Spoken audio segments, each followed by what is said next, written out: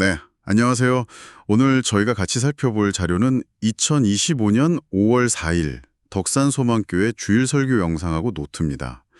마침 어린이 주일 설교였는데 아동폭력 문제랑 또 신앙의 본질, 이런 좀 깊은 얘기를 다루고 있더라고요. 네, 맞아요. 이게 단순히 설교 요약을 넘어서 요즘 사회의 그 경제적인 압박 있잖아요. 그게 어떻게 가정이나 아이들한테 영향을 미치는지, 거기서 시작해서 폭력의 근본 원인이 뭔지, 뭐 심리적, 문화적 요인도 보고요. 그러다 요한복음 21장으로 넘어가서 신앙인의 삶의 방향까지 제시해요. 와, 그렇군요. 사회 문제랑 신앙적 고민을 이렇게 연결하는 게 흥미로운데요. 그럼 오늘 이 자료들 보면서 이 문제들이 어떻게 얽혀 있는지 또 설교자가 제시하는 해답은 뭔지 좀 깊이 파헤쳐 보죠. 좋습니다. 특히 그 자녀 양육비 부담 얘기부터 베드로 사도 이야기까지 이게 넘나드는 게 인상 깊었어요. 네, 그렇죠. 먼저 설교자는 아동폭력 양상이 좀 달라졌다고 얘기를 시작해요. 예전엔 주로 집안에서 일어났다면 산업화 이후엔 뭐 어린이집 같은 외부 시설, 이런 데서 폭력이 좀 더 눈에 띈다는 거죠. 물론 집안에서 일어나는 게 없어진 건 아니고요. 네네, 가정폭력도 여전하고요. 근데 이제 외부 기관에서의 문제가 더 늘었다, 이런 지적이에요. 그 배경엔 역시 경제 문제가 크겠네요. 아까 말씀하신 그 양육비. 예전 자료지만 초등학생 한 달에 거의 80만 원, 중고등학생은 90만 원 넘고. 네, 맞아요. 그걸 대학 졸업까지 대략 계산하면 뭐 3억 5천? 이런 추산도 있더라고요. 헉, 3억 5천이요. 와, 이건 진짜 맞벌이 안 하면 감당하기가 어렵겠네요. 그렇죠. 그러니까 자연스럽게 아이들을 외부 시설에 맡기는 시간이 늘어날 수밖에 없고요. 게다가 부모님들 생각이 대부분 자녀 대학 졸업까지, 또 어떤 분들은 취업까지도 책임져야 한다, 이렇게 생각하신대요. 양육 부담이 정말 길어지는군요. 네, 그런 현실을 먼저 짚어주는 거죠. 그럼 이런 힘든 현실 속에서 폭력은 왜 나타나는 걸까요? 설교에서 두 가지 원인을 말하던데요. 네, 첫 번째가 그 통제 욕구라는 분석인데 이게 좀 날카롭죠. 뭐랄까, 내 뜻대로 잘 안 될 때 그 좌절이나 분노를 좀 힘없는 대상, 뭐 자녀나 배우자한테 푸는 경향이 있다는 거예요.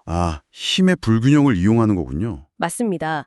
특히 밖에서는 멀쩡한데 스트레스 해소를 잘 못해서 집에서 약자에게 푸는 경우도 있다. 뭐 이런 분석도 있고요. 이건 비단 아동학대만의 문제는 아닐 수도 있겠네요. 그렇죠. 두 번째 원인으로는 문화적 요인을 들었어요. 폭력의 좀 너그러운 문화. 네, 뭐 훈육이다, 사랑해서 그랬다, 심지어 장난이었다 이런 변명이 통하는 사회 분위기를 지적하는 거죠. 맞아요. 군대 문화 영향도 있을 수 있고 그런 게 폭력을 좀 정당화하거나 쉽게 넘어가게 만드는 면이 있다는 거군요. 네, 그렇죠. 그런 문화와 개인의 그 통제 욕구가 만나면 폭력으로 이어지기 쉽다는 분석입니다. 참 복잡한 문제인데 설교자는 여기서 해답을 의외의 부분에서 찾으려고 하더라고요. 요한복음 21장 그 베드로 이야기요. 네, 저도 그 부분이 흥미로웠어요. 예수님이 부활하셨는데도 제자들이 고향 가서 다시 고기 잡고 있잖아요. 베드로랑 도마랑. 아마 트라우마 같은 게 있었겠죠. 근데 설교자는 여기서 베드로랑 도마의 좀 급하고 자기 뜻대로 하려는 성격, 여기에 주목해요. 그 성격이 혹시 우리 안에 통제 욕구랑 좀 닮지 않았냐 이런 건가요? 그렇죠. 그런 맥락으로 연결하는 것 같아요. 근데 예수님은 그런 제자들한테 막 뭐라고 하거나 힘으로 누르지 않으셨잖아요. 맞아요. 오히려 찾아가서 아침밥 차려주시고 기다려주시고. 베드로한테는 내 양을 먹이라고 다시 사명도 주시고. 네. 그러니까 폭력이 아니라 사랑, 기다림, 회복 이런 방식으로 다가가셨다는 거죠. 이게 폭력 문제의 근본적인 대안이 아니냐. 뭐 이런 메시지를 던지는 것 같아요. 그러면서 그 요한복음 21장 18절 말씀을 중요하게 다루죠. 젊어서는 스스로 띠를 띠고 원하는 곳으로 다녔지만 늙어서는 남이 너를. 원하지 않는 곳으로 데려갈 것이다. 네, 이 말씀이요.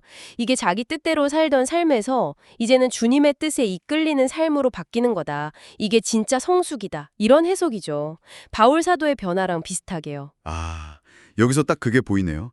세상이 말하는 자유, 그러니까 내 맘대로 하는 거란 신앙 안에서 말하는 자유가 다른 거군요. 정확해요. 신앙은 오히려 내 주장, 내 뜻을 내려놓고 하나님 뜻에 순종할 때 진짜 자유를 얻는다. 이런 역설적인 메시지죠. 마치 어린아이가 부모한테 완전히 의지하는 것처럼요. 네, 맞습니다. 그렇게 하나님께 의존하고 순종하는 삶으로 돌아가는 것, 이게 결국 폭력의 근본 원인인 그 통제 욕구를 넘어설 수 있는 길이고 또 내 이웃을 내 몸같이 사랑하라는 말씀을 실천하는 방법이다.